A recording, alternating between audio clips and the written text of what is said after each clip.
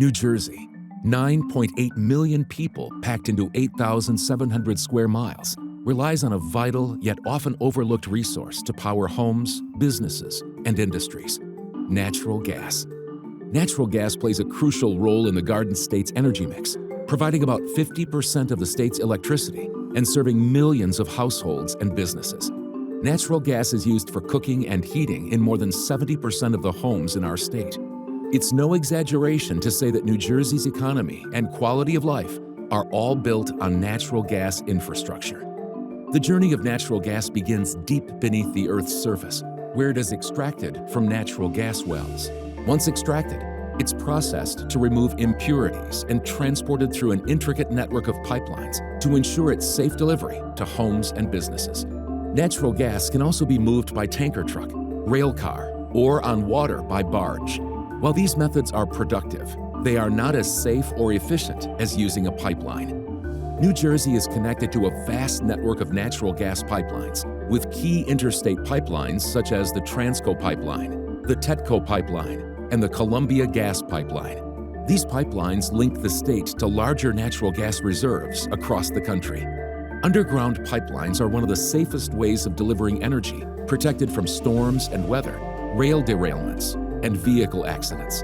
Pipelines run silently and safely through neighborhoods, state parks, wildlife management areas, and all the way to your home. Maintaining the safety and reliability of this infrastructure is essential. Engineers and technicians are constantly working to inspect, maintain, and upgrade pipelines. With billions invested in maintenance and safety, the state's natural gas network continues to meet the high demands of New Jersey's growing population. In fact, utilities are investing millions of dollars each year in advanced technologies that help monitor pipeline integrity.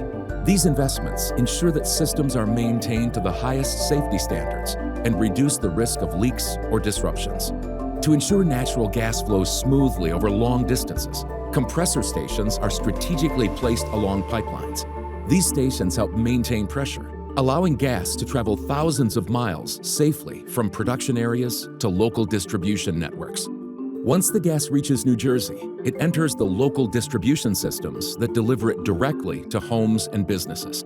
These distribution lines, which are typically smaller than the main pipelines, branch out across towns and neighborhoods. Utility companies like PSE&G, New Jersey Natural Gas, and South Jersey Industries play an essential role in this process. They manage the distribution network, ensuring that natural gas is available for consumers when they need it most, whether for heating during the winter or cooking on a stove. Natural gas appliances are common in New Jersey homes. From stoves to water heaters, these systems provide efficiency and reliability, helping to lower energy costs while reducing emissions compared to other fossil fuels. As New Jersey continues to invest and grow alternative but intermittent energy sources like wind and solar, natural gas will continue to play a key role in providing reliable power while supporting the efforts to reduce overall emissions. After Superstorm Sandy, Princeton University and Montclair State University both built microgrids that will allow the universities to continue to function during blackouts. These microgrids feature solar power backed up by natural gas generators. Communities and hospitals throughout the state are looking at similar solutions. And in an exciting development, New Jersey's natural gas utilities are also leading the way in integrating hydrogen into the natural gas system. Through a process called hydrogen blending, utilities are injecting hydrogen into existing pipelines, creating an even cleaner energy mix. Hydrogen, when blended with natural gas, can significantly reduce the carbon footprint of energy usage. The process involves mixing hydrogen with traditional natural gas to create a blend that further reduces greenhouse gas emissions while maintaining the reliability and efficiency of the system. Hydrogen blending is already being tested in parts of New Jersey. Utilities are continuing to research how different concentrations of hydrogen can be blended with natural gas to reduce emissions without compromising the safety or performance of appliances and infrastructure. And green hydrogen, produced using renewable energy, may play an important role in reducing the greenhouse gas emissions of the transportation and logistics industry, one of the largest and fastest growing industries in the state. This effort is part of New Jersey's broader strategy to create a low-carbon future. By blending hydrogen into the natural gas infrastructure, the state is taking meaningful steps to reach its environmental goals. With ongoing advancements in technology, the natural gas industry is constantly evolving. Utilities continue to invest in safety protocols, including real-time monitoring systems and advanced leak detection technologies, ensuring that New Jersey's natural gas infrastructure remains as safe and environmentally responsible as possible. According to the American Gas Association, only 1 in 650 gas customers will experience an outage in a given year, as opposed to 1 out of every 1 electric consumer. Also, collectively, the natural gas companies in New Jersey have invested tens of billions of dollars in infrastructure improvements and modernization in our state. Continued investment in modernization is critical. Over the next few years, New Jersey will see further improvements, including replacing aging pipelines, expanding the distribution network, and increasing the use of sustainable practices to reduce the carbon footprint of natural gas usage. As the demand for energy grows, New Jersey's natural gas infrastructure remains at the heart of powering homes, businesses, and industries across the state. It's the backbone of modern energy delivery, ensuring that energy is there when we need it most. New Jersey's natural gas infrastructure: reliable, resilient, affordable, and ready for the future. When union labor and contractors come together for one common goal, anything can be accomplished. ELECT, the Engineers Labor Employer Cooperative. We are the labor management fund for the International Union of Operating Engineers, Local 825. From Kingston to Cape May and from river to river, we're creating the opportunities that spawn real economic development and building the future. As members of the business community and chambers of commerce, we create the partnerships needed to collaborate success. As advocates, we shape the public policy in local town halls and state houses that protect our members and generate possibilities. We eliminate entry barriers that ensures our members are ready on day one for whatever work our contractors require. And as industry innovators, we develop grant programs to help our contractors compete in underrepresented market sectors. This is what the 21st century organized labor looks like. This is ELECT, building the infrastructure New York and Jersey relies on. Imagine flipping a switch and instantly lighting up a room. You don't think twice about it. But what happens behind the scenes is pretty complex. From generating electricity at power plants and getting it to your home, there's an intricate system that ensures your lights stay on and your devices stay charged. This is the electrical grid, one of the most important inventions of modern times and one of the largest systems ever built.